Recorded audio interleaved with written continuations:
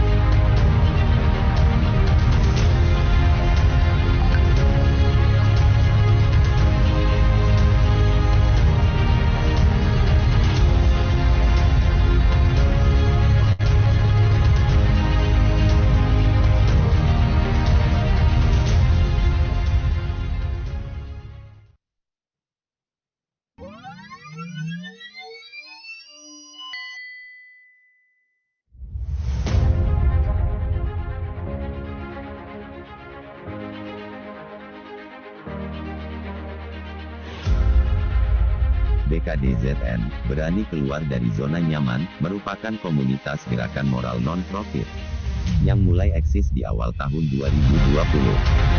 BKDZN adalah milik siapa saja yang suka dan ingin perubahan ke arah yang lebih baik. Jika Anda suka dan ingin perubahan yang lebih baik, bergabunglah bersama kami.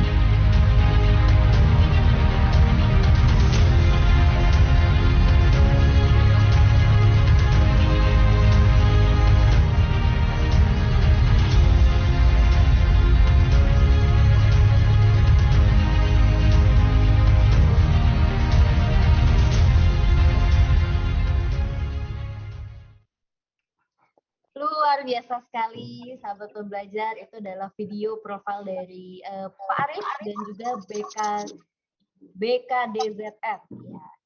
Saya senang sekali hari ini karena saya dikelilingi oleh orang-orang yang luar biasa seperti Pak Arief dan juga Pak Danang. Dan seperti yang sahabat pembelajar tadi lihat di sebuah videonya itu adalah BKDZN ya. Nah, itulah yang hari ini kita akan bahas. Tema kita hari ini adalah berani keluar dari zona nyaman. Nah, jadi memang di manakah posisi Anda sekarang ini? Sudahkah Anda berada dalam posisi nyaman dan tak perlu kemana-mana lagi? Nah, hari ini kita akan bahas bersama-sama dengan Pak Danang dan juga Pak Arif. Jadi untuk Anda jangan keluar dulu sampai kita benar-benar selesai. Dan untuk Anda yang ingin bertanya, Anda boleh langsung tulis saja pertanyaannya di kolom chat room. Dan nanti pada saat sesi tanya jawab kita akan bahas bersama-sama dengan Pak Danang dan juga Pak Arif. Dan apabila Anda ingin langsung berbicara dengan Pak Arif dan juga Pak Danang, boleh untuk melakukan raise hand. Nanti saya akan mempersilahkan untuk Anda berbicara langsung kepada Pak Arif dan Pak Danang. Oke, Pak Danang dan juga Pak Arif, tanpa berlama-lama lagi, mungkin Pak Danang boleh memberikan intro sedikit mengenai berani keluar dari zona nyaman. Silakan Pak Danang. Ini yang membuat gara-gara ini Pak Arif luar biasa, sehingga saya tersemangati oleh beliau yang lebih muda sebetulnya. Tapi prestasinya luar biasa ini Pak Arif. Jadi beliau saya tanya, wah saya boleh dong dapat bukunya ini berani keluar dari zona nyaman. Ya nanti di Senin dikirim. Apa yang terjadi? Bukan Senin dikirim, Senin sudah di tangan saya. Ini luar biasa ini. Jadi beda dengan yang lain-lainnya. Berjanji hari Senin baru tapi malah sudah nyampe. Sudah saya baca semuanya, langsung saya praktekkan. Tadi kalau Jessica menyebutkan saya kepala sekolah TA Pinang Ranti, jadi ceritanya di awal pelajaran ini anak-anak ditarik 1 juta untuk membeli buku. Ternyata buku-buku yang kita beli itu harganya per anak 1.200.000. Wah ini untuk 10 anak-anaknya perlu 2 juta lagi. Saya bilang tidak usah ya, karena di sini dikatakan seorang pemimpin bukan hanya bertanya, bukan hanya menunjukkan masalah, tapi memecahkan masalah dan mencari solusinya. Jadi saya baca buku ini langsung saya praktekkan. Lalu saya akhirnya nggak usah narik dari murid-murid, nggak membebani orang tua, nggak membebani anak-anak, karena ini pandemi. Saya akan nyari donasi. Dalam waktu sehari donasi sudah langsung menjawab dan mengirim 2 juta. Jadi ini bukan hanya teori, tapi langsung saya praktekkan. Satu. Yang kedua, saya memakai kaos ARC, Advent Respon Cepat, dan ini ada tulisan ARC. Selama 5 hari berturut-turut, setiap hari kita membagi 200 nasi kotak untuk orang-orang driver ojek lain atau tukang ojek lain. Itu di daerah Duren Sawit, lalu di Tebet, lalu di MT Haryono. Dan alhamdulillah banyak yang mengirimkan ya, termasuk yang dari Indonesia Belajar, jangan salah Jessica. Ada yang ngirim langsung 1 juta untuk membuat nasi kotak bagi driver ojek online. Apa yang terjadi Pak Arif? Ada salah satu tempat di Bogor seorang ibu-ibu yang menjual ya ayam geprek. Dia nangis-nangis mau bangkrut nggak ada modal. Langsung kita beli sekali beli 200. Waduh, alhamdulillah dia sampai nangis-nangis. Lalu yang kita bagi pada seorang tukang gojek ada yang mengatakan, aduh alhamdulillah saya seharian baru minum kopi. Ini siang-siang dapat nasi. Sampai dia gemeteran geletak makan di pinggiran jalan gitu saking laparnya. Ada satu lagi, seorang bapak yang merasa bahwa dari pagi memang belum makan. Ternyata ada pembagian. Dia sangat bersyukur karena ada pembagian. Nah ini yang saya kira yang dilakukan berani keluar dari zona nyaman yang Pak Arif tadi juga kirim foto-fotonya, berbagi-bagi untuk Gojek online, lalu untuk penyapu jalan dan itu. Kayaknya kita sudah sama-sama jalan Pak. Bapak pakai kaos itu, pakai kaos ini. Kenapa saya nggak pakai kaosnya Pak Arif? Karena Pak Arif belum mirim kaos kepada saya. Jadi supaya saya bagi-bagi pakai kaosnya Pak Arif, ya mesti kirim sendiri itu ya Pak Jos ya, yang dari Lampung ya. Pak Jos ini kemarin sudah semangat aja ini mau gabung kok susah. Tenang nanti Jessica tak mintain apanya ini. biar kirim linknya. Nah supaya lebih jelas karena saya udah langsung praktekin apa yang saya dapat dari bukunya Pak Arif. Nah, sekarang Pak Arif boleh cerita sebanyak-banyaknya mengenai berani keluar dari zona nyaman bersama teman-temannya. Silahkan, Pak Arif. Langsung, Bu Jessica? Ya, silakan Pak Arif. Mungkin Pak Arif mau melakukan share screen juga boleh, Pak. Silakan. Oke. Assalamualaikum warahmatullahi wabarakatuh. Selamat siang, salam sejahtera untuk kita semua. Salam sehat untuk Indonesia. Waalaikumsalam. Iya, terima kasih. Saya itu satu kebanggaan besar juga diundang di Indonesia Belajar ini. Yang luar biasa, setiap hari Kamis menginspirasi Indonesia. Artinya, sebetulnya kalau mau nyaman kita ini Pak Danang, enak tidur siang jam segini nih Pak Danang. Oleh karenanya saya sering mengajak, ayo kita keluar dari zona nyaman kita yuk. Yang paling enak tuh tidur siang sekarang ini. Tidur siang, kemudian dengerin musik, istirahat. Tapi tidak, kita tetap menginspirasi Indonesia eh, supaya Indonesia lebih baik. Gitu. Oke, izin saya mau share screen, Bapak Ibu sekalian. Ya. Sudah nampak? Sudah Pak, silakan Pak. Mungkin boleh dibesarkan Pak. Ya. Siap. Siap. Baik. Jadi saya sedikit cerita kenapa ada nomenklatur berani keluar dari zona nyaman. Sebetulnya pemikiran ini sejak tahun-tahun 2000 sudah ada sih di pikiran saya. Istilahnya dulu itu out of the box. Gitu loh, out of the box. Kesininya begitu pandemi membawa hikmah ternyata. Aduh, ini apa yang ada di pikiran saya kalau tidak disampaikan ke semua orang, kayaknya sepertinya ada di pikiran saya saja. Oleh karenanya, di awal-awal masa pandemi, saya mulai men-share gagasan, men-share ide. Ternyata ini ditangkap. Oleh karenanya, jadilah komunitas ini berani keluar dari zona nyaman. Izin awalnya beberapa orang dari Mahkamah Agung bergabung, lama-lama banyak Pak Danang. Sampai hari ini 1.000 lebih, 1.500 lebih lah yang bergabung di komunitas berani keluar dari zona nyaman. Yang awalnya komunitas Mahkamah Agung, seiring berjalannya waktu, teman-teman dari luar Mahkamah Agung ikut bergabung. Ada teman-teman lawyer, ada teman-teman jurnalis, ada mahasiswa, ada pelajar, ada ibu rumah tangga. Bahkan yang menarik, Ketua Perhimpunan Pelajar Indonesia di Jepang, itu Pak Mas Yudi Arista Chandra, gue itu intent bener ikut kita, ikut kegiatan-kegiatan kita. Jadi luar biasalah gerakan ini. Jadi gerakan ini adalah non-profit Mbak Jessica. Jadi tidak ada transaksional, tidak ada bisnis di sini, tapi lebih kepada menginspirasi. Nah, baik. Terima kasih saya sudah diundang di forum yang luar biasa ini, Indonesia Menginspirasi melalui media Indonesia Belajar. Mudah-mudahan Indonesia Belajar tetap eksis bersama-sama yang lain untuk menginspirasi Indonesia lebih baik. Jadi BKDZN ini bukan organisasi. Karena kalau mau cari ketuanya siapa, nggak bakal ketemu. Di Indonesia Belajar tidak ada ketuanya.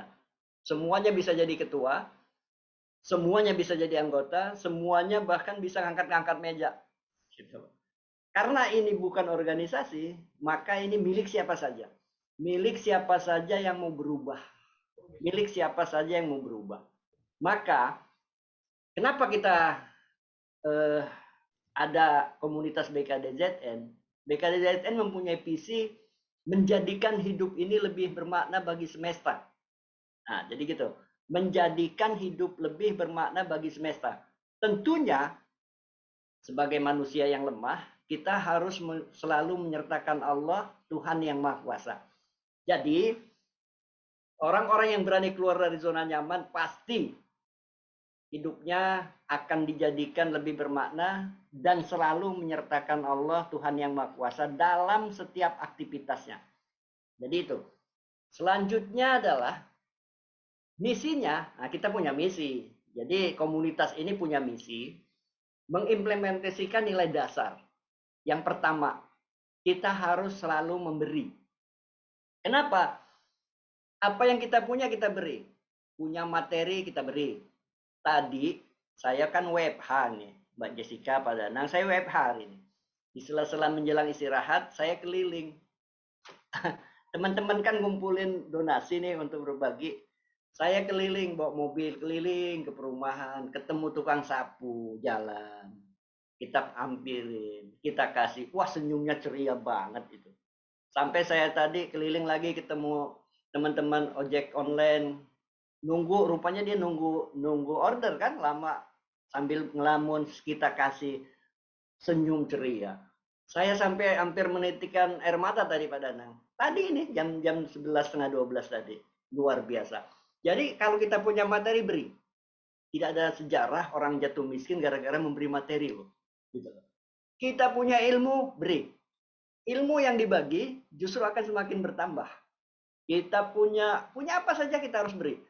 Jadi intinya nilai dasar orang-orang yang berani keluar dari zona nyaman itu harus bisa selalu memberi. Yang kedua adalah misi kita harus bisa menerima. Kalau tadi selalu memberi, kalau yang kedua harus bisa menerima. Orang-orang yang berani keluar dari zona nyaman adalah tidak anti kritik. Justru kalau kita dikritik, kemudian kita dikasih masukan, terima itu sebagai motivasi kita untuk lebih baik ke depan. Yang ketiga, kita harus selalu mengingatkan. Saudara-saudaraku sekalian yang berbahagia siang ini, kita ini kan makhluk sosial. Kita berada dalam satu interaksi dengan orang-orang di sekitar. Ketika orang-orang di sekitar kita, apakah itu di kantor, apakah itu di lingkungan masyarakat, atau di mana saja, ketika ada orang-orang sekitar kita sudah keluar jalur, maka kita punya kewajiban mengingatkan. Mbak, Mas, sepertinya salah deh apa yang Anda lakukan. Tugas kita itu, kewajiban kita itu. Tapi jangan pernah marah ketika orang yang diingatkan tidak mau ikut kita. Maka berdoa saja Pak Danang. Semoga Tuhan memberi Anda hidayah deh. Tapi tugas kita harus selalu mengingatkan. Dan yang keempat, orang-orang di sekitar kita, barangkali ada yang sedang down. Kalau orang lagi down ini, orang lagi jatuh ini, orang yang lagi terpuruk ini, menganggap seolah-olah dunia ini kiamat. Menganggap seolah-olah dia paling hina di dunia ini. Maka kita punya kewajiban, saudara-saudara sekalian. Kita kasih penguatan. Kita kasih motivasi. Mbak, Mas, hidup ini masih panjang. Hidup ini masih panjang. Maka tetap semangat. Kalau dia bisa bangkit, kalau dia bisa move on, maka apa yang terjadi? Bukan hanya dia yang diselamatkan, tapi dia punya anak istri, dia punya keluarga, itu kita selamatkan semua. Orang move on itu akan bangkit semangatnya. Begini, saya ilustrasikan begini. Ada kalau orang tidak minum, kalau orang tidak makan, tidak kemasukan makanan, itu bisa bertahan hidup sekitar 20 hari. Tapi kalau orang tidak ketemu air, itu orang bisa hidup sampai 15-20 hari. Selebihnya dia akan mati lemes lah kira-kira gitu. Tapi orang yang nggak punya harapan, 5 menit mati Pak Danang. Kenapa? Dalam pikirannya bunuh diri gitu. Oleh karenanya dengan 4 hal ini, dengan 4 misi ini, orang-orang yang berani keluar dari zona nyaman tidak akan pernah takut, tidak akan pernah gentar, tidak akan pernah takut, ragu untuk menghadapi semua persoalan. Karena kita selalu berbagi. Saudara-saudaraku sekalian, pertanyaannya, mengapa harus keluar dari zona nyaman? Nah, ini pertanyaan mendasar. Bukankah zona nyaman itu kita cari? It's true. Benar, zona nyaman kita cari. Tapi, kenapa kita harus keluar dari zona nyaman? Saudara-saudaraku sekalian, perubahan itu begitu cepat. Satu-satunya yang tidak berubah adalah perubahan itu sendiri. Oleh karenanya, yang pertama, kenapa kita harus keluar dari zona nyaman? Karena kita harus beradaptasi dengan perubahan itu. Kalau kita tidak beradaptasi dengan perubahan itu, maka kita akan selalu tertinggal. Itulah. Yang kedua, kenapa kita harus keluar dari zona nyaman? Agar hidup kita lebih bermakna bagi semesta. Begini, saya ilustrasikan juga. Saya nyontohin diri saya deh. Dengan posisi saya sekarang, wah nyaman Pak. Saya PNS, take home pay-nya ya lumayan. Lebih baik saya beristirahat, berleha-leha tanpa peduli dengan apapun. Tapi apa yang terjadi? Sia-sia Pak hidup kita Pak. Oleh karenanya, supaya hidup kita lebih bermakna, kita masih banyak potensi loh. Potensinya apa saja? Selain kita sudah ditakdirkan, sudah ditakdirkan jadi pegawai, itu adalah zona kenyamanan pertama. Potensi diri kita ini lebih dari itu. Kita masih bisa berbagi, punya ilmu dibagi, punya materi dibagi, peduli terhadap sesama, dan sebagainya. Maka itulah esensi dari hidup bermakna bagi semesta. Apapun yang kita punya, berikan. Orang yang banyak memberi, pasti banyak mendapat. Terus selanjutnya, kenapa kita harus keluar dari zona nyaman? Kita akan mendapatkan kenyamanan-kenyamanan lainnya. Contoh Pak Danang tadi dengan aksi reaksi cepat, ARC itu aksi reaksi cepat. Membagi-bagikan makanan. Saya yakin jiwa Pak Danang tenang, hatinya nggak gelisah, itu kenyamanan yang bisa dibeli dengan materi. Amin, Oleh amin. karenanya, saudara-saudaraku sekalian, gerakan Mega DZN tetap mengajak kita sekalian.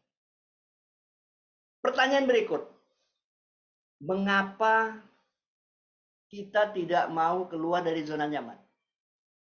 Jawabannya adalah karena kita dihinggapi rasa takut.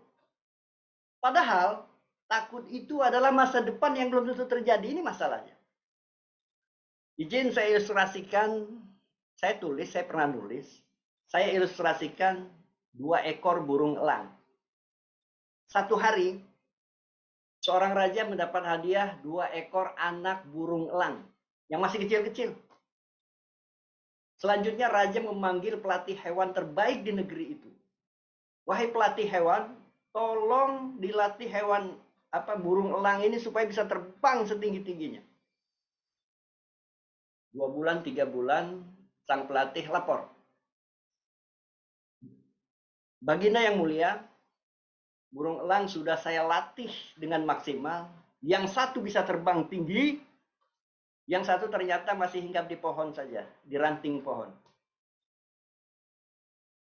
Karena raja ini senang dengan hadiah itu, dia kepingin satu burung elang yang hinggap di pohon itu bisa terbang tinggi juga seperti yang satunya.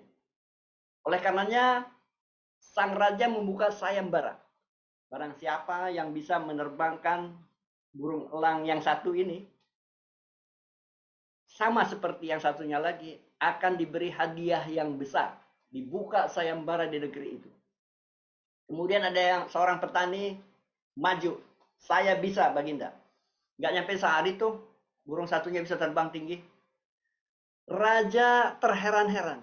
Kenapa seorang petani itu bisa menerbangkan burung ini, sedangkan pelatih hewan terbaik tidak bisa? Kenapa petani? Jawab pertanyaan saya. Sang petani hanya bilang, izin Baginda, saya hanya mematahkan ranting yang dihinggapi burung elang tersebut. Maknanya Bapak Ibu sekalian, kenyamanannya si burung elang yang satu ini ternyata ranting itu. Patahin rantingnya bisa terbang kok gitu. Jadi kita semua punya potensi untuk itu. Oleh karenanya saudara-saudara sekalian, yuk bareng-bareng kami harus berani keluar dari zona nyaman. Saudara-saudara sekalian, kalau kita lihat, apapun profesi Anda, jika Anda suka perubahan, maka bergabunglah bersama kami. Apa yang sudah kita lakukan? Yang pertama, hampir 2 minggu sekali, itu kita mengadakan event saling menginspirasi via Instagram Live maupun Zoom Meeting. Itu kita sebut Bincang BKDZN sudah masuk seri ke-14, artinya sudah 7 bulan. Siapa yang hadir? Semua orang bisa hadir di situ sebagai narasumber. Ada cerita narasumber saya itu seorang honorer. Apa ya honorer itu ya? Pegawai kontrak di satu instansi. Tapi sudah S3 loh Pak Danang. Luar biasa kan? Masa kita nggak bisa ngikutin jejak ini? Kenapa? Semangatnya membara-bara. Kemudian kita juga pernah menghadirkan seorang bankir sukses yang berhenti. Yaitu Saudara Yulian Hadromi. Julian Hadromi itu direksi di bank internasional, di salah satu bank internasional, tiba-tiba berhenti. Dia keluar dari zona nyamannya. Yang gajinya 250 juta ke atas, dia berhenti di bank internasional.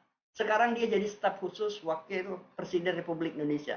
Gajinya izin, dia cerita ke saya hanya 50 juta pada jauh. Tapi dia dapat kenyamanan baru di dalamnya. Dan malam Sabtu besok kita akan gelar seri ke-14. Seri ke-14 malam Sabtu besok jam 19.30 sampai jam 21. Kita akan menghadirkan seorang perempuan inspiratif. Malam nanti silahkan bergabung malam Sabtu nanti dengan kami. Yang kedua, kita juga menggagas kegiatan BKDZN Peduli. Apa ini? Pada saat ada tragedi kemanusiaan di Palestina, itu kita sempat, syukur alhamdulillah, kita bisa mengirim 26 juta donasi dari teman-teman yang berani keluar dari zona nyaman. Itu sudah kita kirim ke Gaza untuk kegiatan peduli kemanusiaan.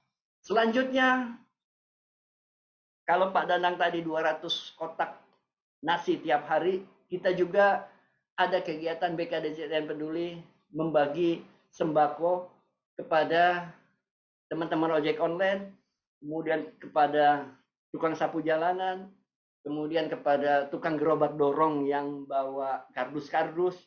Setiap kita ketemu orang yang seperti itu, kita akan berikan apa yang kita punya.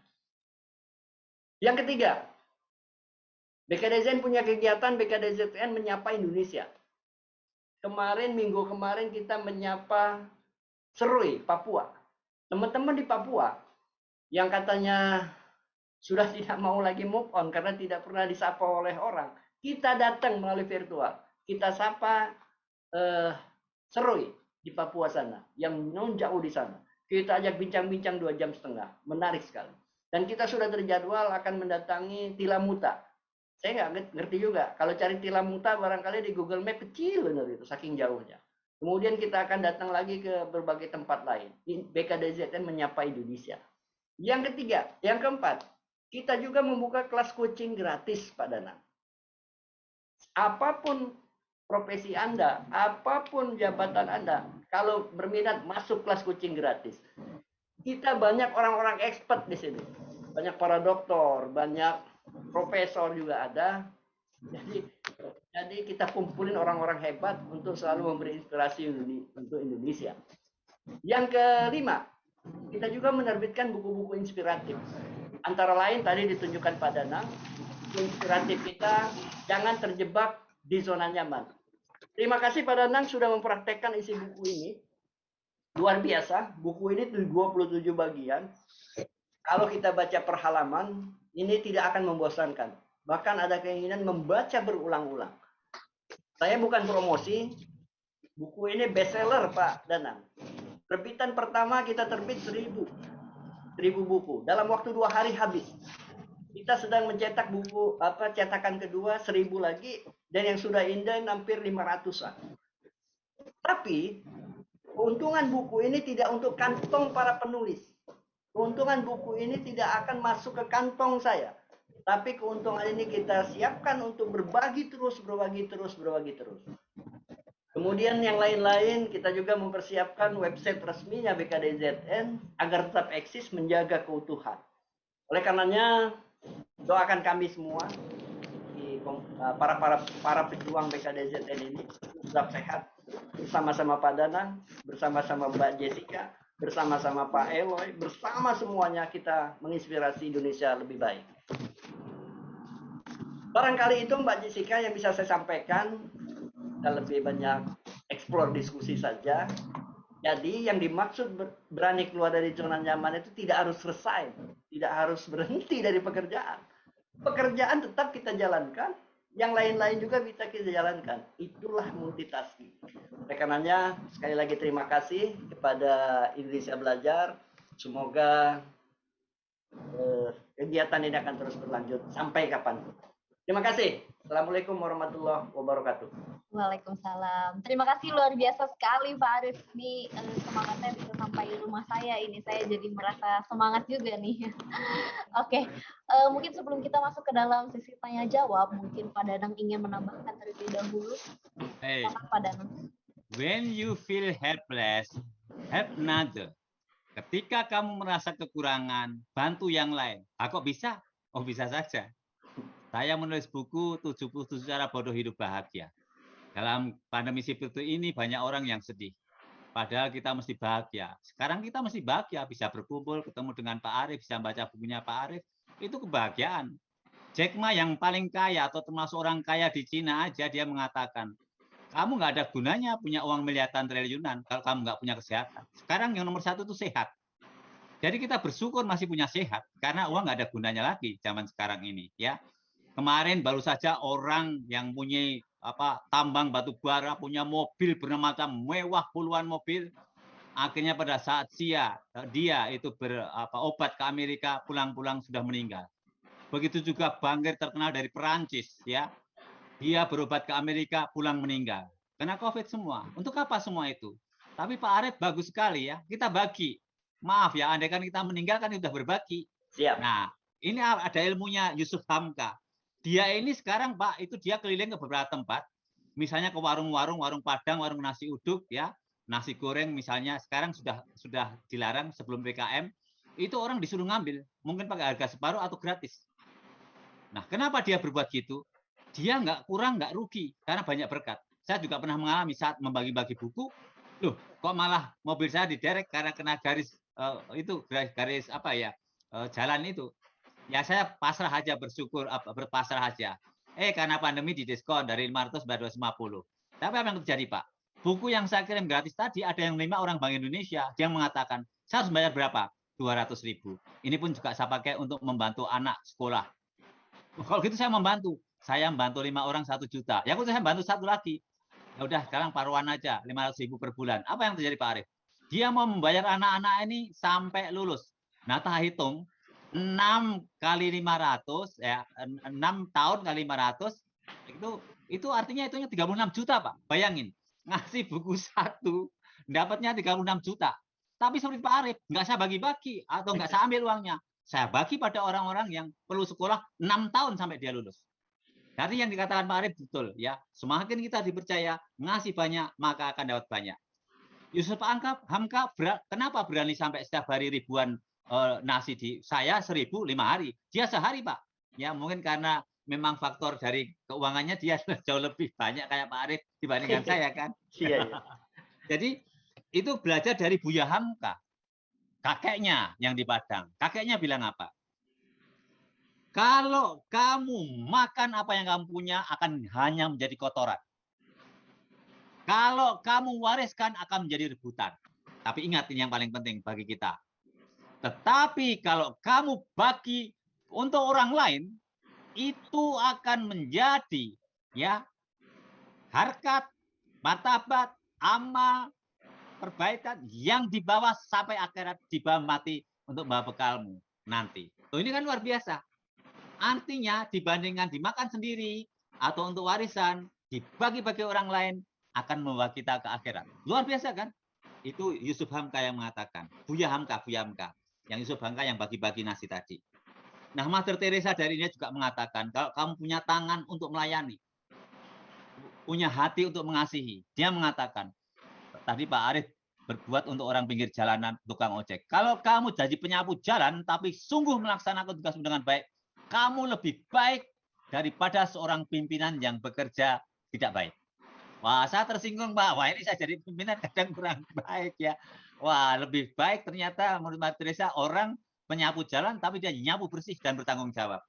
Jadi Bapak Ibu sekalian, jangan merasa saya ini jabatannya apa, kerja di mana, mau di Papua, di Sabang sampai Merauke. Saya pernah ke sana Pak, dari Sabang sampai Merauke. Hanya dengan kemampuan mendongeng aja saya pernah diundang sampai Merauke, pernah diundang sampai ke Sabang. Jadi jangan meremehkan, alah cuma mendongeng. Saya keliling kemana-mana loh, disiarkan radio, TV, hanya karena dongeng.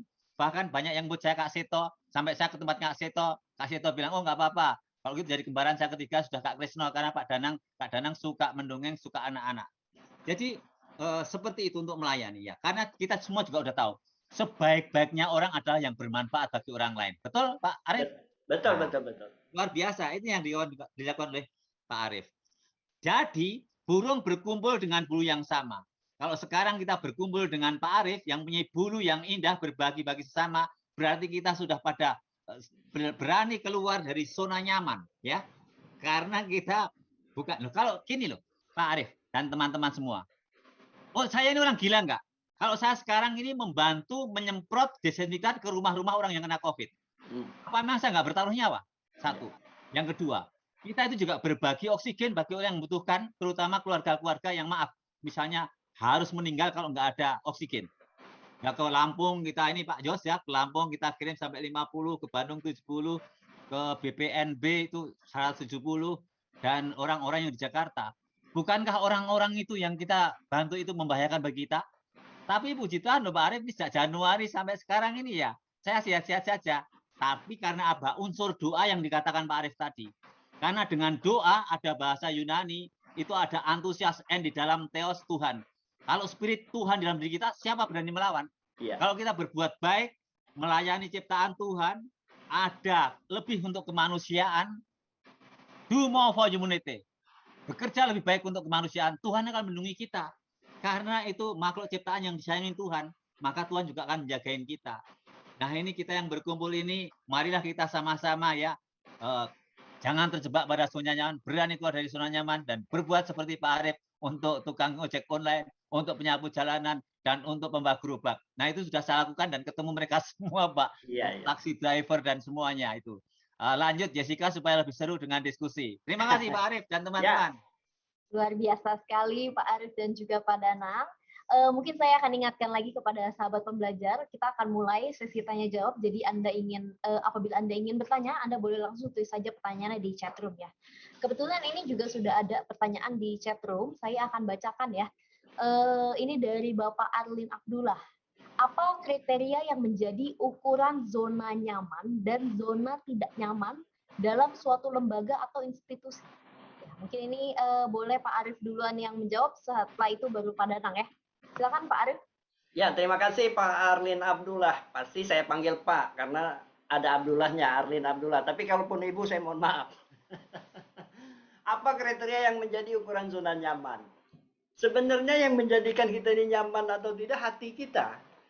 Nyaman nggak kita gitu loh. Jadi nggak bisa diukur dengan kuantitatif sebetulnya zona nyaman itu. Nyaman menurut saya belum tentu nyaman menurut Pak Abdullah. Nyaman menurut saya belum tentu nyaman menurut Mbak Jessica, betul ya?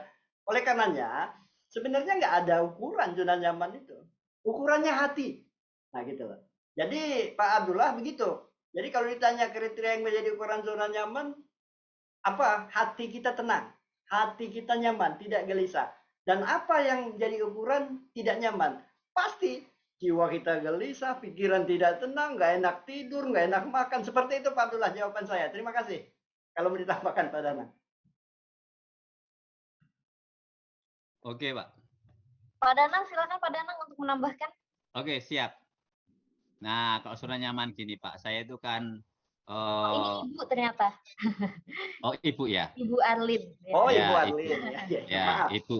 Nanti tak kasih nomor WhatsApp ya Ibu. Nanti kirim alamat lengkap ke saya kasih buku biar semangat Bu. Luar biasa. Jadi gini, kalau mau zona nyaman, waktu saya dulu itu di Gramedia, saya 30 tahun, saya hanya lihat orang-orang yang dikirim luar negeri itu yang bagaimana, yang bisa bahasa Inggris. Tahu nggak Pak Arif? Semua orang habis kerja pulang. Kalau saya mah kursus bahasa Inggris. Jadi dari elementary, intermediate, H1, TOEFL, GMAT, nggak penting aja saya ambil semua. Tapi ternyata ada gunanya. Baru belajar 4 tahun saya sudah dikirim ya ke Hong Kong, ke Singapura. Lalu dikirim ke pameran buku terbesar di dunia, Frankfurt Book Fair, bisa keliling Eropa. Dan sudah itu bisa keliling Asia. Bisa sampai ke Afrika, sampai ke Palestina, dekat jalur Gaza yang Pak Arif sebutkan tadi. Sampai sana, itu saya nggak nyangka semuanya. Coba kalau saya ikut-ikutan teman, begitu pulang kerja tidur, nggak akan sampai keliling begitu. Lalu saya udah punya cita-cita, udah keliling Indonesia, udah keliling dari Sabang sampai Merauke, yang belum hanya Papua aja, Papua Barat. Ya, itu belum, tapi ya PR. Lalu saya udah Asia, Afrika, Eropa, saya itu pengen Pak ke Amerika atau Australia. Saya pensiun kemarin tuh dapat hampir 1 M, Pak, 1 miliar, Pak. Tentu saja kalau saya keliling ke Australia atau Amerika kan bisa. Tetapi justru pas saat Maret 2020 itu saat saya itu masukin masa pandemi. Lalu uangnya kemana, Pak? Wah, itu akhirnya bisa membantu untuk saudara, untuk orang ada wartawan minta bantuan karena rumah kontraknya harus digusur kalau nggak bayar 17 juta, atau untuk saudara yang harus pergi dari rukonya kalau usahanya ditutup kalau nggak mau bayar itu. Lalu akhirnya saya sendiri merasa ya sudah, ini adalah kepuasan karena ini melayani dengan hati. Saya nggak jadi ke Australia, nggak jadi Amerika, nggak apa-apa, tapi saya bisa membantu lebih banyak orang. Nah, kalau saya mau nyaman, saya kan bisa kan, Pak. Meskipun dalam situasi ini saya tes antigen, saya PCR, tetap aja saya bisa pergi. Tapi justru ini bagi saya ini peringatan Tuhan untuk berbagi bagi sesama. Ya. Maka ini untuk menguatkan Ibu ya, saya sampaikan. Tunjukkan temanmu, saya tahu siapa kamu. Tentu saja, kalau kita berteman dengan orang-orang yang optimis, kita optimis. Orang-orang yang berpengharapan, kita berpengharapan. Orang-orang yang mau berbagi, mau keluar dari zona nyaman, kita akan berkumpul. Dan di sini kita berkumpul. Nah, itu menjadi patokan kita. Lalu caranya supaya semangat, kita bisa baca buku-buku. Maka nanti Ibu boleh ya kirim alamat lengkap Ibu ke WhatsApp saya, nanti saya kirim supaya tambah semangat. Nah, seperti ini saya berbagi. Dan dengan saya berbagi, saya nggak kehilangan. Ya, malah kemarin buku saya yang keempat, Pak, langsung diterima Gramedia untuk diterbitkan. Loh, ini kan luar biasa. Ini berkat. Nah, ini juga contoh untuk Bapak Ibu sekalian. Selama 4 tahun, 2 tahun sebelum pensiun, pas 2 tahun saya sekarang sudah pensiun, 4 buku sudah terbit. Artinya setiap tahun 1 buku. Nah, ini biar memacu Pak Arief nih. tiap tahun 1. Nah, ini buku pertama sudah cetak ulang 5 kali, sudah tersebar 10.000 eksemplar. Ya, menginspirasi dari Sabang sampai Merauke, dari Manga sampai Pulau Rote. Buku kedua sudah cetak ulang 3 kali. Buku ketiga kemarin ya saya sebar saja, saya bagikan 500. Itu kalau dinilai uang 50 juta. Tapi saya nggak mikir, karena orang harus dibuat bahagia saat pandemi ini. Yang bisa bayar silahkan, yang nggak bisa bayar silahkan. Nah, itu bagi saya membagikan orang. Akhirnya ada orang NTT, namanya Fiska, pengen nulis buku. Nah, saya dengar Pak Arief nulis buku, saya senang. Kemarin teman kita dari Balikpapan, anaknya Ibu Siska, Pak, itu juga menulis buku dari Balikpapan. Wah, itu senang. Di Medan ada seorang yang termotivasi, akhirnya menulis puisi dan menulis buku. Dia motivator juga, dengan kelompok motivator. Sehingga kehadiran kita bukan hanya menyemangati, tapi membuat orang lain terinspirasi. Atau seorang ibu dari Banjarmasin bisa menjual 2 rumah ya syariah dalam waktu seminggu dan pengen 10 dalam sebulan. Sehingga yang kita tulis ini menyemangati orang dalam situasi yang seperti mesti bangkit. Nah, ini salah satu contoh. Kalau semua dilakukan dengan pelayanan dengan hati, maka bisa menyentuh hati dan hati orang pun juga tergerak. Ya, orang membuat itu di Sidoarjo, itu membuat masker, sanitizer, lalu madu. Saya beli itu. Di Jogja orang membuat wedang uwuh ya, wedang secang ya, wedang jahe ya, jahe. Oh, saya beli itu, saya habis selalu beli. Tinggal menyemangati mereka dan kita berdayakan mereka. Nah, ini berbagi akan, nah artinya apa? Kesuksesanku dalam sukses orang lain. Begitu orang lain itu sukses, berhasil, apalagi terinspirasi oleh kita, kita pun bahagia. Sehingga bahagia sama-sama. Kalau kita sama bahagia, Indonesia bahagia. Indonesia menginspirasi lewat Indonesia Belajar. Begitu Pak Arief, Jessica. Ya. Luar biasa sekali. Terima kasih Pak Danang dan juga Pak Arief jawabannya. Berarti untuk Ibu Arlin, seperti yang tadi sudah disampaikan oleh Pak Arief, bahwa memang tidak ada ukurannya ya, tapi lebih ke kita lihat dulu di hati kita. Dan betul kata Pak Danang, kita harus nyaman juga akan hal itu ya. Oke, terima kasih Bu Arlin atas pertanyaannya. Mungkin saya akan lanjut lagi untuk di yang chat room, tapi setelah yang raise hand ya, ini sudah ada 2 orang yang raise hand, mungkin dari Ibu Niswati ingin berbicara terlebih dahulu. Silakan Bu Niswati untuk buka kamera dan buka mic-nya. Ya. Baik. Assalamualaikum warahmatullahi wabarakatuh. Waalaikumsalam. Selamat siang. Salam BKDJTN. Semoga sehat semua. Amin. Saya termasuk simpatisan ya, yang sangat mengagumi. Setiap kali saya menyimak tentu saya ingin ada saja yang ingin saya tanyakan. Karena memang saya mau ingin tahu banyak ilmu yang saya dapat lewat sini. Saya di lingkungan saya di Pengadilan Agama Limboto, kadang-kala saya sampai mengajak teman-teman itu, ayo, seperti apa yang dikatakan oleh Pak Danang tadi ya, kalau kita berteman dengan yang optimis, kita jadi optimis. Kalau yang pesimis, tentunya kita jadi pesimis. Nah, saya ingin bagaimana supaya teman-teman itu hengkang keluar dari zona nyaman itu dan tidak fanatik. Dia tidak fanatik. Padahal dia kalau kita lihat dia selalu itu masih jalan di tempat. Masih jalan di tempat. Nah, saya ingin bagaimana seperti apa yang dijelaskan oleh Pak Danang tadi, optimis. Mungkin Pak ada kiat-kiat ya sampai kita bisa memanggil teman-teman kita semua itu. Tidak selalu pada zona nyamannya itu. Demikian Pak. Makasih. Assalamualaikum warahmatullahi Terima kasih Ibu Niswati atas pertanyaannya. Mungkin sekarang Pak Danang terlebih dahulu yang jawab, nanti setelah itu baru Pak Arif. Silahkan Pak Danang. Saya akan beritahu dengan peristiwa yang terjadi yang kita semua tahu. Kita mendapat medali emas satu-satunya dari cabang bulu tangkis putri, ganda putri. Nah ini dua-duanya yang bertanya tadi ibu-ibu putri-putri. Nah ini bersyukurlah ya. Dan skornya kalau dihitung ternyata 76 Pak Arif. Persis ya. 76 tahun Indonesia Merdeka. Bukan banyaknya medali yang kita dapat. Satu ini melalui proses yang panjang Ibu. Kita makan dari seadanya. Di pelatnas kita makan di pinggir jalan pakai tukang bakso, tukang soto. Atau orang lewat, tukang siomay. Di luar negeri itu Bu, makan dengan gizi sudah disediakan. Pelatihan dengan alat-alat yang canggih. Sementara kita dengan apa adanya menjadi juara dunia. Ini yang buat gegap gempitanya di situ. Proses keluar dari zona nyaman, semua fasilitas itu yang membuat kita itu luar biasa. Apalagi ini dalam rangka. Dan ini lebih bagus untuk Indonesia juga ya. Coba lihat itu pasangan itu. Satu, itu Gracia yang dari Tomohon, Sulawesi Utara itu Kristen. Apriani dari Sulawesi Tenggara itu Muslim. Lalu pelatihnya Buddha. Loh ini Indonesia banget ini. Pak Arif tadi sampaikan.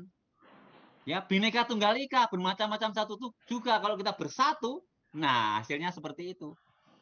Lalu kalau mau keluar dari zona nyaman, ya tadi bisa kita dengan membaca buku. Dengan kita berkumpul dengan teman yang optimis seperti itu sampaikan. Saya kasih contoh yang ekstrim-ekstrim. Di Jogja di UGM, ada seorang mahasiswi tidak malu ayahnya tukang becak, diantar naik becak pakai toga, dia diwisuda. Saya sampaikan saya punya teman di Klaten Ibu, sama-sama dia lulus sarjana, tahu tukang becak ayahnya, dia nggak mau mengenalkan ayahnya. Coba gila nggak? Ayahnya biaya dia sampai menjadi sarjana, tapi tidak diakui sebagai ayahnya. Malu. Nah ini kan kontras, ini nyata saya alami. Tapi apa yang terjadi Bu dengan anak yang tidak malu tadi, yang setia pada orang tuanya, ya itu akhirnya dia sekarang menjadi doktor ya di Inggris.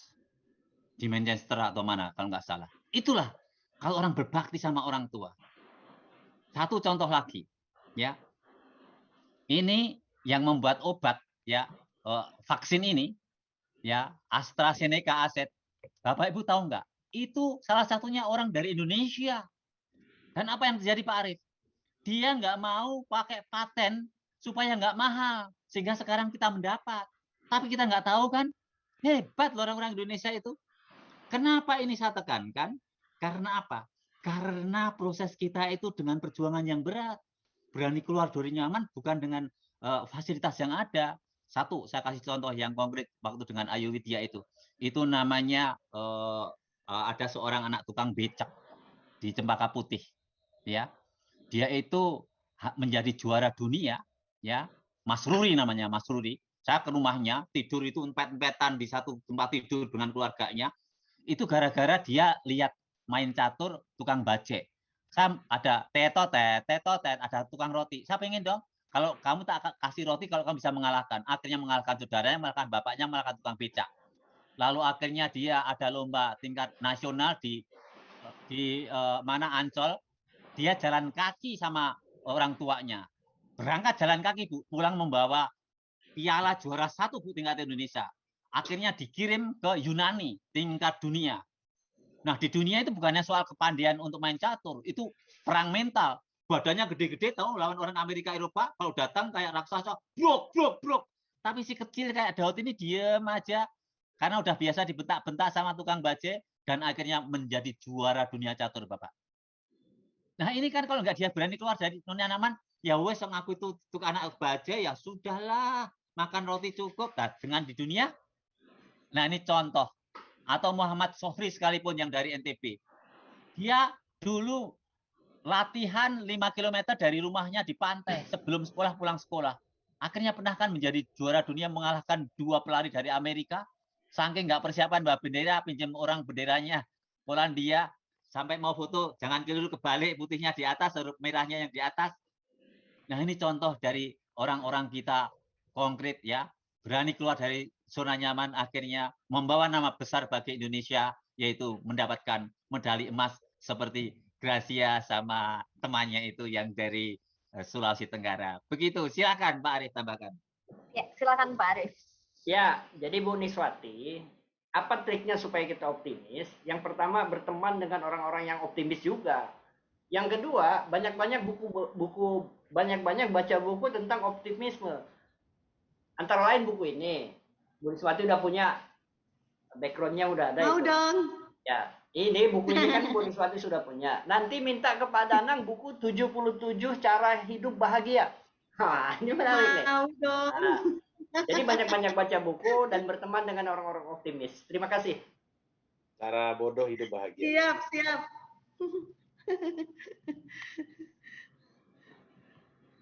Terima kasih Pak Danang, Pak Arief, dan juga Bu Niswati. Semoga terjawab ya Bu ya. Luar biasa sekali. Nah, untuk saat ini kita sekarang ada satu orang lagi yang resign, yaitu Bapak Nafi ya. Mungkin Pak Nafi boleh buka mic dan buka kameranya, boleh disampaikan. Silakan. Baik, terima kasih. Assalamualaikum warahmatullahi wabarakatuh. Salam. Waalaikumsalam. Saya melihat senior saya ini agak gemetar juga ini. Pak, Lanjut. halo Pak Sekretaris Ya. Presiden, Pak Arief dan Pak Danang, Bu Jessica dan rekan-rekan sekalian. Ibu Hikmah ini ketua kandangan ya. Jadi begini, saya perkenalkan saya dulu. Saya ini termasuk orang yang keras kepala. Jadi saya ini baru kali kedua Pak. Saya dengan Pak Arief ini teman sudah 5 tahun Pak Danang ya. Beliau ini guru saya, ya, tapi tidak terlalu akrab gitu. Jadi saya mendengar BKDZN ini sudah lama sebenarnya. Dan saya sering melakukan perlawanan-perlawanan. Jadi saya itu termasuk orang yang tidak cepat percaya gitu ya.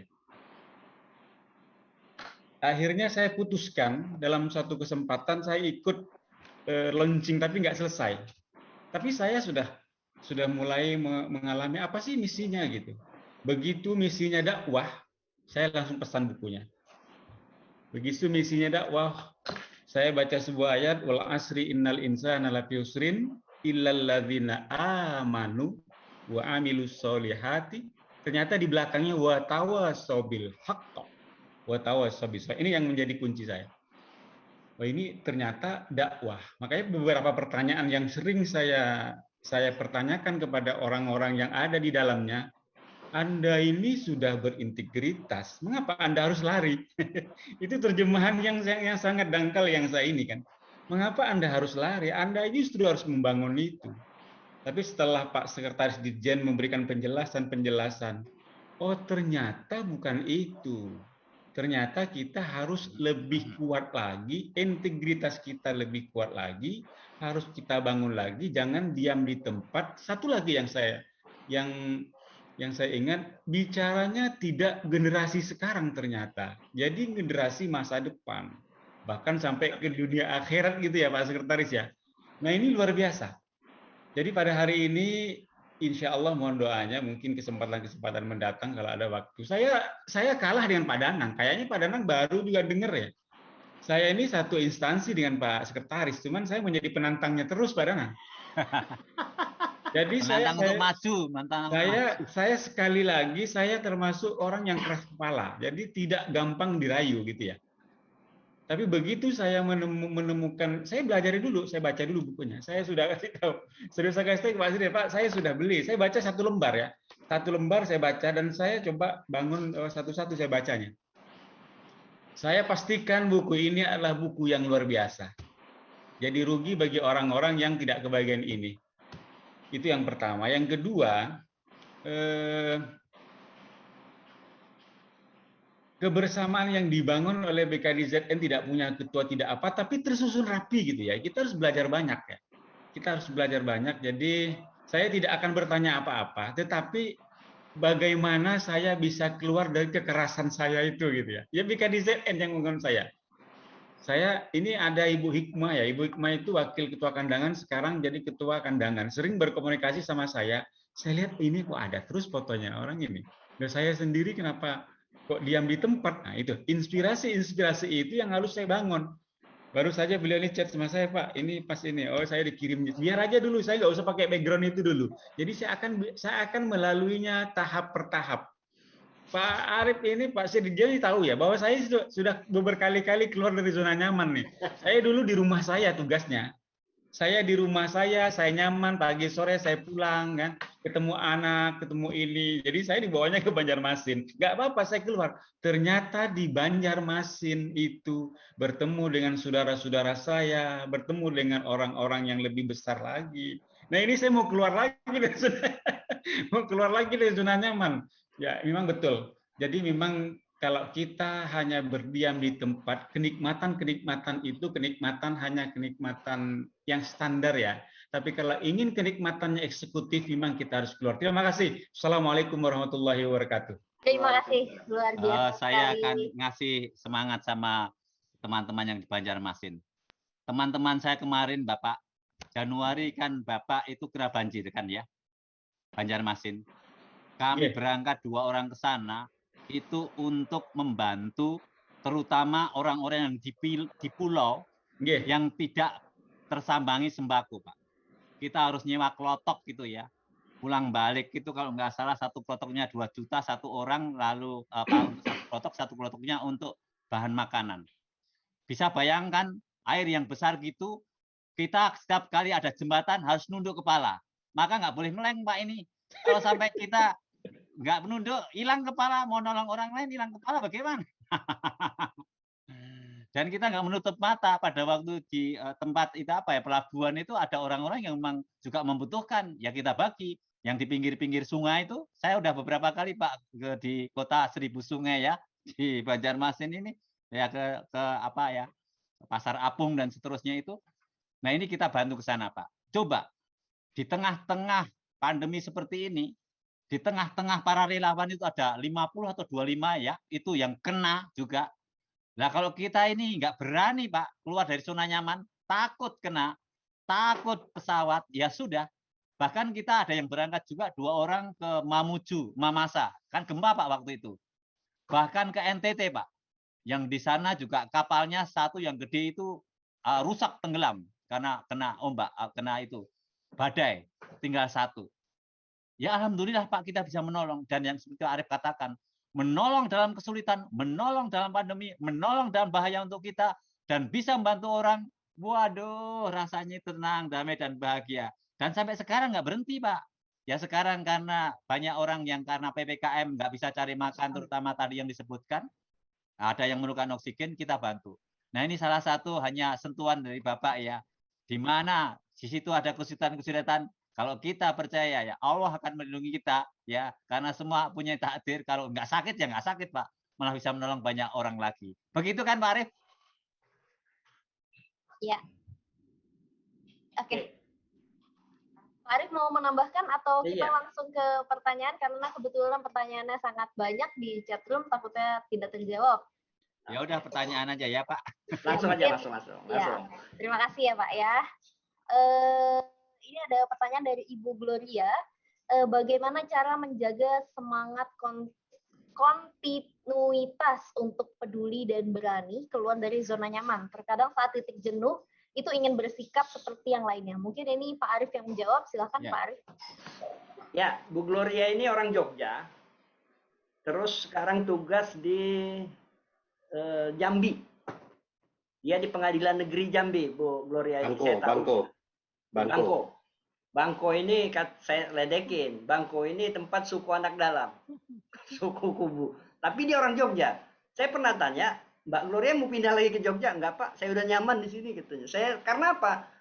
Dia di samping dia sebagai pegawai negeri di pengadilan negeri, dia juga membantu mengajar Pak Danang untuk suku anak dalam. Wah, ini luar biasa. Terima kasih Mbak Gloria. Tapi pertanyaan dia, bagaimana caranya kalau sampai titik jenuh ya? Ya kadang-kadang kita kan ada titik jenuh juga ya, benar ya? Kita udah capek, udah lelah. Maka yang pertama beristirahatlah. Tapi jangan lama-lama. Beristirahat, alihkan hobi Anda ke hobi yang memang Anda suka. Kalau suka nyanyi, nyanyi dulu deh. Kalau suka olahraga, olahraga dulu deh. Jadi itu sebenarnya trik-trik sederhana dari saya. Padahal lebih banyak lah ilmunya tentang itu. Terima kasih. Oke, karena dari Jogja, ya Jessica, kita itu sekarang juga membantu UKM-UKM yang seperti saya sebutkan tadi. Mereka membuat wedang secang, wedang uwuh, ya, wedang jahe, baik dalam bentuk saset maupun dalam bentuk yang masih utuh itu. Nah, saya sendiri juga menyemangati mereka selalu beli. Dan itu memang membuat imun. Ya, untuk Jambi, kemarin teman-teman saya berangkat ke sana. Kalau Ibu tahu yang pakai kaos ada master guide itu, ya, itu adalah teman-teman kami itu membantu suku dalam, ya. Kita mengajar di sana. Namanya sekolah rimba, ya kan? Mereka memakai kaos sekolah rimba. Kalau datang dari Jakarta, ada banyak orang itu teman-teman kami dari Jakarta. Sampai sekarang karena dulu kan kalau nggak salah ada Butet ya yang itu menjadi pionirnya. Saya juga ketemu Butet di Jakarta. Nah sekarang itu kita bantu. Dari Jambi pun saya juga sudah ke Muara, bukan Muara Takus ya, kalau Jambi itu ada candi yang terkenal itu ya. Saya sudah sampai sana. Jadi ada Pasar Dua Angso. Saya nginapnya biasanya di Hotel Abadi, masih ya Ibu ya, Hotel Abadi itu saya langganan di situ. Nah ini saya sampai sekarang saya masih punya ini loh, 2 gajah dan 2 angsa, belinya di itu loh, 2 angso itu loh, di Sungai Bahari ya. Ya, Pak Arief harus tahu Pak, yang namanya mobil di Jambi itu Pak, mobilnya itu semua mobil cewek, wanita. Karena belakangnya pakai BH, Pak. Ya, betul, cocok. Nah, Pak Arief kalau yang begini hafal kan? Nah, terima kasih. Iya. Ya, terima kasih Pak Danang dan juga Pak Arief. Semoga jawabannya terjawab ya, Bu Gloria ya. Dan ini ada di kolom pertanyaan tadi dari Pak Akbar, kapan sih kita perlu keluar dari zona nyaman? Itu sudah terjawab oleh Pak Danang dan juga Pak Arief tadi. Mungkin tidak perlu ditanyakan lagi. Ini ada dari Pak Fatful, Bapak atau Ibu Fatful. Bahayakah kita berada di zona nyaman? Ya, mungkin silakan Pak Arief terlebih dahulu yang menjawab. Ya, terima kasih penanyanya siapa? Pak Fatul ya? Oke. Bahaya sekali kalau kita berada di zona nyaman. Sangat-sangat bahaya. Kenapa? Anda akan tidak peduli dengan lingkungan sekitar Anda. Itu jawabnya. Jadi kalau kita udah nyaman dengan kita, sudahlah kayak gini. Di sebelah ada orang kurang makan, diem aja Pak. Gitu loh. Jadi sangat bahaya ketika Anda terjebak di zona nyaman. Maka keluarlah. Terima kasih, singkat, Bu Jessica. Terima kasih Pak Arief, luar biasa. Pak Danang ingin menambahkan sedikit, silakan. Coba ingat itu dari Nabi Sulaiman. Dia mengatakan, belajarlah dari semut. Semut pada waktu banyak makanan dia mengumpulkan, disimpan ya di dalam gudangnya atau lumbungnya. Lihat itu kalau semut sama semut ketemu kan mereka saling halo banyak makan di sana, ayo kita cari ya. Apa kita sama teman kita halo gitu kan? Ya karena hati gembira obat yang manjur, menambah imun ya. Itu kita belajar dari, dan mereka itu sama-sama kerjasama. Coba lihat kalau belajar dari semut. Kalau berat digotong bareng-bareng jadi enteng ya Pak Arief ya, enteng kan? Ringan kan? Dia keluar dari zona nyaman, kalau nanti kedinginan, dia bisa makan. Nah ini bahaya kita sekarang dalam pandemi ini, karena mau masuk zona nyaman, tiduran terus, makan terus. Artinya gemuk, akhirnya sakit. Nah otot-otot ini akan terlatih kalau kita banyak gerak, ya, olahraga, berjemur, ya, jalan, ya. Nah makanya tadi Pak Arief mengatakan sangat bahaya. Kelihatannya nyaman enak, mata nonton TV, ngeliatin HP terus. Ada kan orang yang sampai sakit Sampai ada loh yang mati karena ngelihat HP, ada. Karena dia nggak mau ninggalin itu. Akhirnya lupa makan, lupa tidur, akhirnya nggak tahu syarafnya kenapa, tahu-tahu diketemukan dia mati begini. Nah itu memang harus berani keluar dari nyaman. Oke, lanjut Jessica. Terima kasih Pak Danang, Pak Arif. Kita lanjut lagi. Kita ada pertanyaan dari Bapak atau Ibu Noprizal. Pak Danang ternyata udah keluar dari zona nyaman ya, luar biasa. Bagaimana tips untuk tetap istiqomah melakukan itu, Pak? Silakan Pak Danang. Nah, kita harus lihat Untuk ya, Pak Danang. dalam hidup kita itu ada talent, ada potensial, ada purpose, ada tujuan, lalu ada passion. Nah, hidup, ini pertanyaan yang bagus. Itu ada di dalam buku saya, 7 Cara Bodoh Hidup Bahagia. Itu kalau baca itu, Ibu, Bapak tahu itu hidup saya. Visi misi hidup saya adalah mencintai Tuhan lewat mencintai sesama. Melayani Tuhan lewat melayani sesama. Karena ingin melayani sesama, justru saat contohnya saya keluar rumah, ada tukang sapu jalanan, ada orang mencari botol-botol. Saya bawa uang 20.000 untuk makan. Atau tukang sapu yang kelelahan tidur di bawah pohon. Saya kasih untuk mereka kok. Saya nggak jadi makan kok. Tapi kebahagiaannya lebih dari itu. Kenapa? When you feel helpless, help another. Ketika kamu merasa berkurang, bantulah orang lain. Dan kebahagiaan, kata Pak Arif tadi, hati, itu nilainya lebih tinggi. Kita nggak makan sekali, nggak apa-apa. Tapi kita menolong orang lain, membuat bahagia orang lain, itu. Nah ini kalau mau keluar dari zona nyaman seperti itu. Lakukan Anda yang suka, lakukan dengan senang hati, karena ukurannya itu hati. Serve by heart, service by heart. Heart service, melayani dengan hati. Hati yang gembira, obat yang manjur. Maka Bapak Ibu melihat kan, umur saya 61 tahun kayak 16, nah itu kan hatinya gembira juga menolong. Begitu. Kayak Pak Arif juga gitu. Masih 17-an nih kayaknya ya. Ya. Terima kasih Pak Danang. Ini ada semoga Pak Noprizal terjawab ya. Ini ada dari ada dari Bapak Akbar Syaiful. Ini mungkin lebih ke Pak Arif ya. Jadi Pak Arif yang akan menjawab. Apa berani keluar dari zona nyaman itu berarti harus menghindari kenyamanan Pak Arif?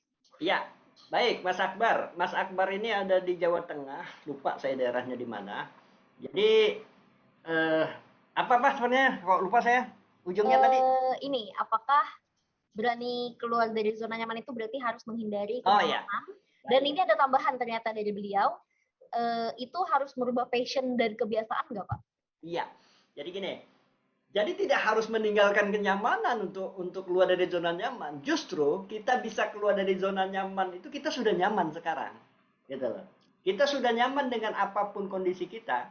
Misal, Mas Akbar sebagai seorang PNS, wah nyaman sekali nih, tiap bulan terima gaji, kerja nggak kerja terima gaji, asal masuk terus kan gitu kan. Tapi hidup itu akan sia-sia.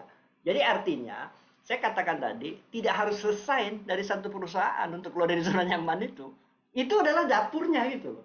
Nah, sehingga dengan dapur ini kita bisa buat kenyamanan-kenyamanan di luar. Jadi meninggalkan zona nyaman itu tidak harus resign dari apa yang kita punya sekarang. Itu adalah potensi awal. Gitu Mbak Jessica. Luar biasa sekali ya. Pak Akbar semoga terjawab ya. Saya tambahin dikit Jessica. Ya. Oh ya, silakan Pak Danang.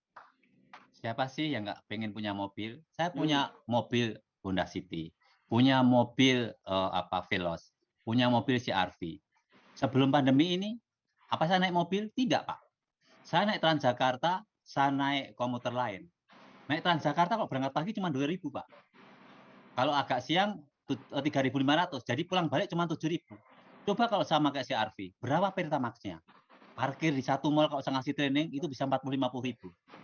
Tapi dengan saya jalan kaki, saya tambah sehat. Saya menghemat. Dan yang paling penting apa?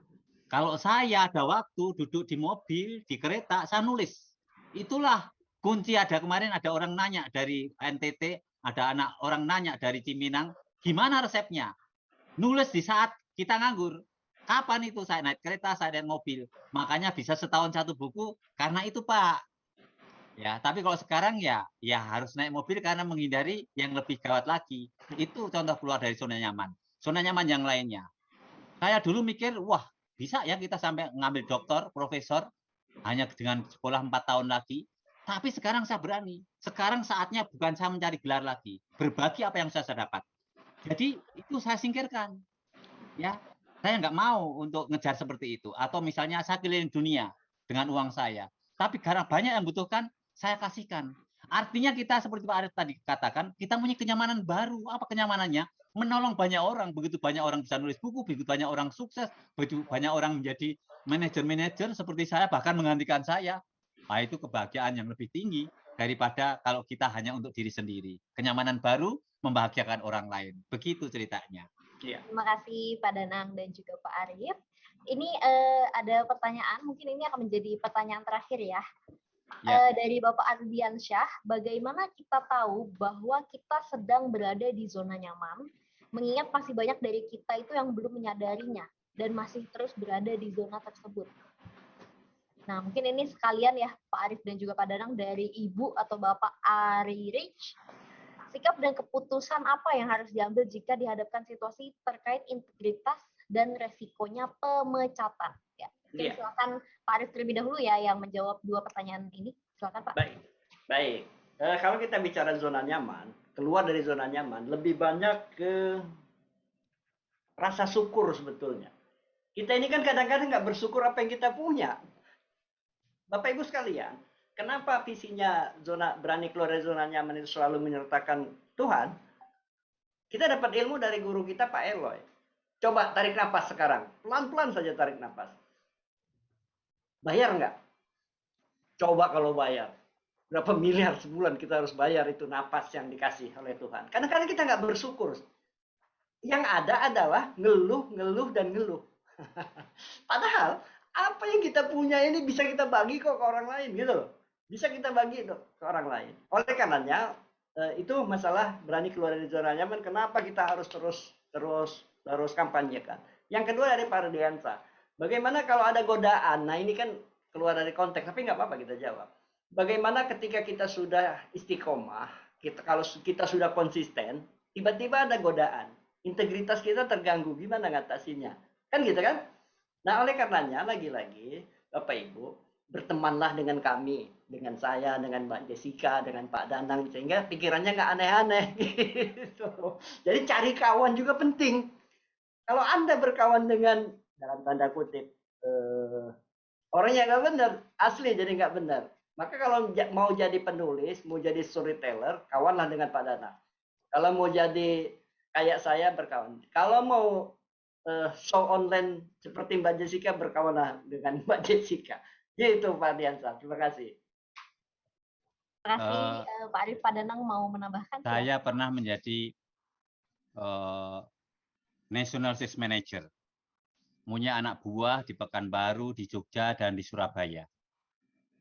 Saya akan bisa mengangkat anak buah. Baru saya menjadi National Sales Manager atau General Manager, tapi saya harus mundur kasih kursi pada mereka. Apa yang terjadi? Saat saya mundur, bahkan menjadi area manager di pinggiran Sumatera sana, anak buah saya naik menggantikan saya, dan anak buah saya yang lain menjadi masing-masing manajer, area manager di Jogja dan di Surabaya. Berani nggak kita mengorbankan kedudukan kita untuk mengangkat 3 anak buah saya menjadi manajer? Nah itu berani keluar dari zona nyaman. Satu. Yang kedua lebih gila lagi.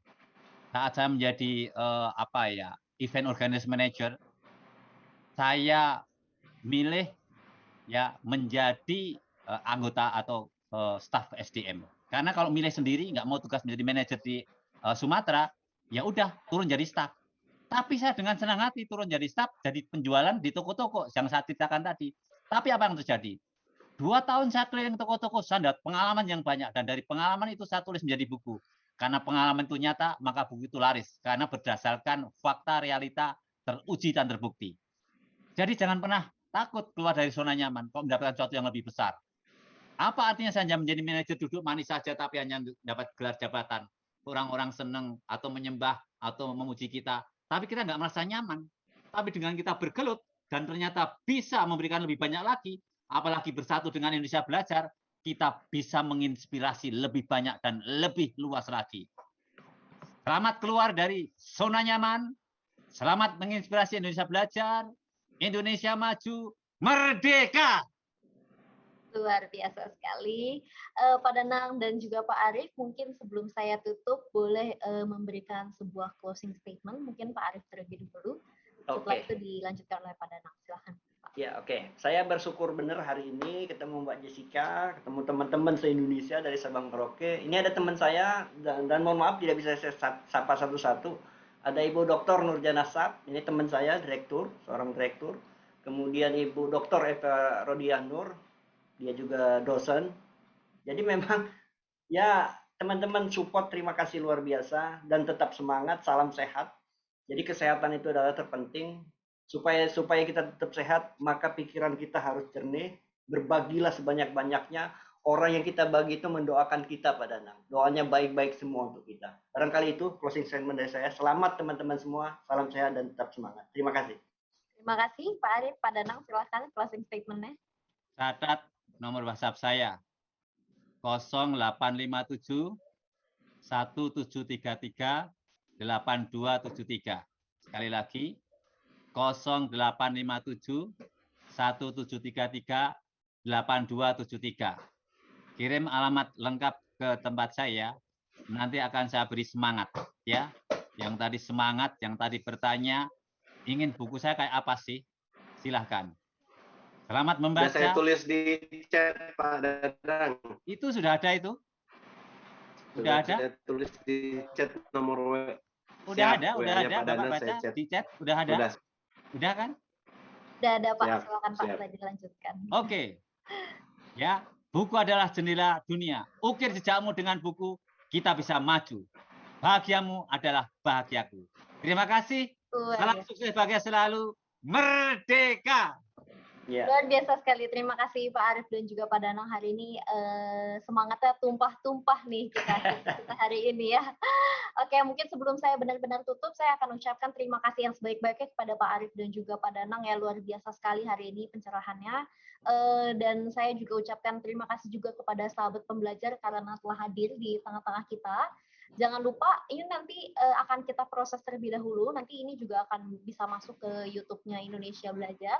Jadi sahabat pembelajar kalau misalkan memang mau share ke sanak saudara atau ke teman-teman lagi, itu boleh banget dari link YouTube-nya kita. Terima kasih luar biasa sekali sahabat pembelajar. Kami mohon undur diri. Kita akan jumpa lagi di pertemuan kita berikutnya, tentunya dengan tema yang lebih luar biasa lagi dari hari ini. Dan bagi sahabat pembelajar boleh buka mic-nya, kita sampaikan terima kasih yang sebaik-banyaknya kepada Pak Danang dan juga Pak Arif. Terima kasih Coach. Terima kasih. Terima kasih semuanya. Thank you. Terima kasih. Terima kasih. Pak Danang.